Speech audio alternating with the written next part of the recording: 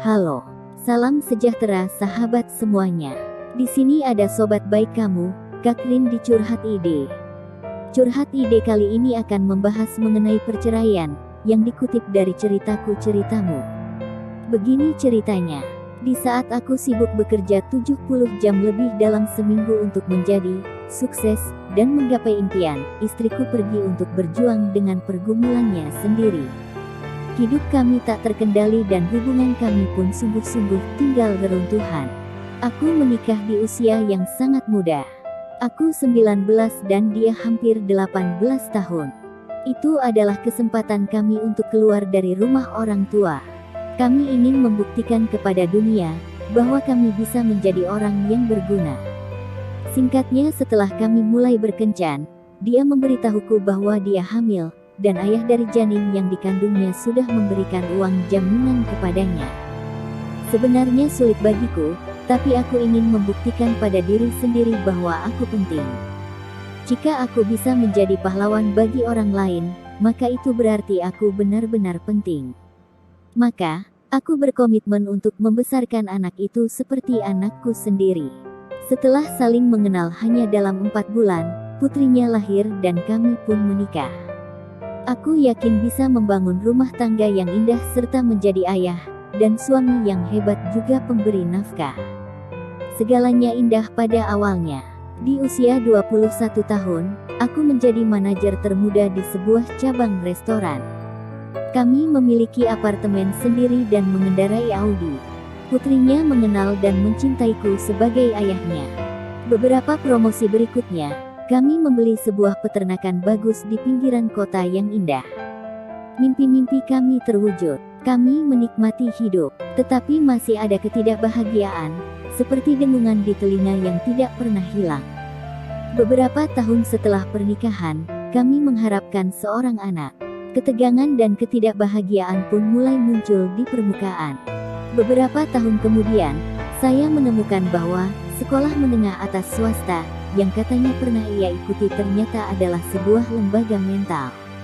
Tantangan karena hamil mulai memperburuk penyakit mentalnya. Saat itulah segalanya mulai tidak terkendali. Dia mulai memakai obat-obatan, marijuana, ekstasi, kokain dan sabu. Dia kadang menghilang selama beberapa hari dan aku tidak tahu keberadaannya.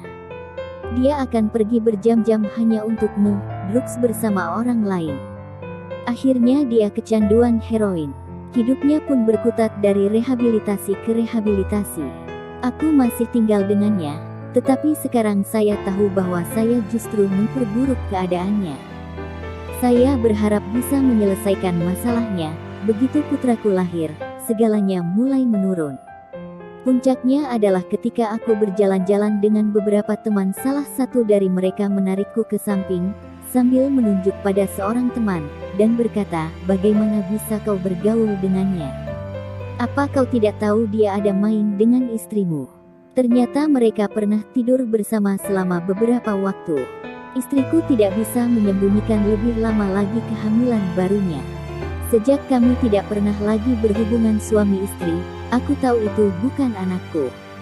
Kira-kira 1,5 bulan kemudian, aku pulang ke rumah dan mendapati mereka sedang bermesraan sementara anak-anak sedang bermain di ruangan yang sama. Cukup sudah. Jadi aku pastikan dia keluar dari rumah kami. Butuh waktu setahun lebih untuk melalui perceraian itu. Pada suatu ketika aku menjemput anak-anak dan dia membuka pintu dengan telanjang. Aku bisa melihat barisan kokain dan ada bom yang putrinya sebut vas bunga berada di atas meja. Segera aku ambil kedua anak itu untuk tinggal denganku. Dia membutuhkan waktu sekitar 1 minggu untuk sadar serta menyadari apa yang terjadi. Lalu dia memainkan cara pergi ke polisi, mengklaim bahwa saya telah melecehkan anak-anak. Polisi tidak mempunyai pilihan selain mengambil anak-anak dariku dan mengembalikan dalam perawatannya. Semua diselesaikan di pengadilan beberapa hari setelahnya. Lalu, kemudian dia menghilang dan aku tidak menemukannya juga anak-anak itu selama 7 bulan. Sampai suatu hari, dia mengunjungi saudara perempuanku untuk meminta uang. Sehingga memungkinkan orang tuaku menemukan keberadaannya. Ketika akhirnya aku menemukan anak-anakku kembali. Mereka benar-benar kekurangan gizi, dan putraku yang berusia 2 tahun mengalami keterlambatan perkembangan. Hatiku hancur melihat mereka, tapi aku senang mendapatkan mereka kembali. Singkatnya setelah itu, aku mendapat hak asuh penuh atas putraku. Anak tiriku akhirnya tinggal dengan orang tuaku, yang mencintainya dan akhirnya secara sah mengadopsinya. Aku tidak tahu di mana mantan istriku saat ini, tetapi aku berharap dia menemukan harapan, sembuh dan stabil serta belajar untuk bermimpi kembali. Aku bisa katakan bahwa aku sungguh telah mengampuninya dan melepaskan segala kepahitanku. Tentu saja, ini tidak menghapuskan fakta bahwa pilihannya telah membuatku dan anak-anak harus melalui jalan yang sulit. Tapi aku berharap yang terbaik baginya. Aku bukanlah suami yang sempurna. Aku juga gagal dalam pernikahan ini. Aku tidak benar-benar ada untuknya. Aku bekerja 70 jam lebih dalam seminggu, mengejar impianku untuk sukses. Didorong oleh keinginan agar dianggap penting, aku bekerja sangat keras untuk mendapatkan promosi dan bonus. Aku pulang ke rumah dengan lelah dan egois. Aku hanya berpikir, di mana makan malamku, mengapa pakaian belum dicuci. Aku akan duduk di depan TV dan tidak banyak waktu bermain dengan anak-anak. Aku benar-benar tidak ada di sana untuknya secara emosional. Aku bahkan tidak tahu bagaimana berhubungan dengannya pada tingkatan itu. Bagiku, semuanya adalah tentang apa yang sudah kukorbankan bagi keluarga. Dia pasti merasa sangat kesepian. Bercerai tidak memperbaiki kegelisahanku. Aku masih lemah dalam membangun keintiman secara emosi.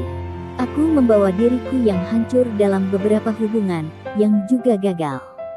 Baru beberapa tahun terakhir aku telah belajar menangani masalah yang telah berakar dalam ini. Jika Anda menghadapi perceraian dan terjebak dalam kondisi buruk setelahnya, Anda tidak sendiri. Perceraian bisa terasa seperti akhir dari segalanya, tetapi kehidupan menjadi lebih baik ketika Anda dapat mengatasi rasa sakitnya. Akan sangat menolong jika berbicara dengan seseorang.